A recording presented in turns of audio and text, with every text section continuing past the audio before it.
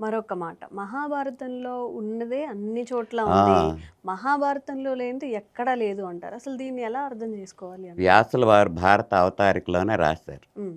వ్యాసుల వారు దీన్ని మొదటే చెప్పాడు. హ్మ్.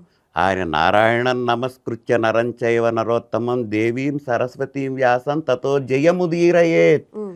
దీనికి జయ అనే పేరు కూడా పెట్టాడు. హ్మ్.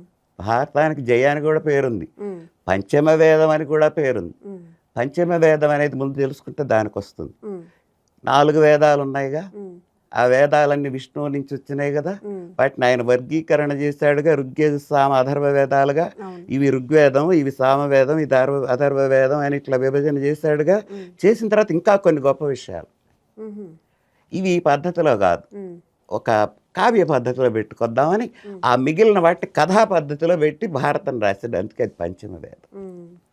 అయితే అక్కడ వేదాలు ప్రభు సంహితాలు హ్మ్. శాసిస్తాయి. సత్యం వద, సత్యం మాట్లాడు, హ్మ్. ఎప్పుడు మాట్లాడాలి, ఎందుకు మాట్లాడాలి, మాట్లాడకపో ప్రశ్న ఉండదు. హ్మ్. ప్రభు రాజశాసనం అది.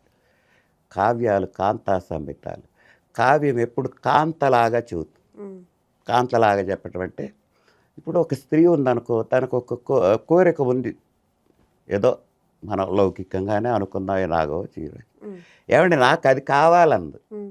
మన బజారులో చివరింట అది పెట్టుకుంది, ఆమె కంటే నాకైతే బాగుంటుంది. హ్మ్. అంటే అర్థం ఏంటి?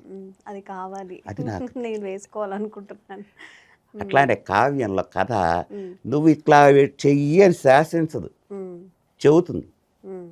ధర్మరాజు పాండవులు కౌరవులు రాజ్యం తగాదా ఇవి నేర్పింది. హ్మ్. ఇప్పుడు మనం నిర్ణయించుకోవాలి పాఠకుడు, హ్మ్. మనం ఏ పద్ధతికి వెళ్ళాలి. హ్మ్. దుర్యోధనుడి పద్ధతికి వెళ్తే ఇబ్బందులు ఇవి, ధర్మరాజు పాండవుల పద్ధతికి వెళ్తే సుఖాలు ఇవి. హ్మ్. ఈ సుఖాలు తీసుకున్నావా, ఈ దుఃఖాలు తీసుకున్నావా? హ్మ్.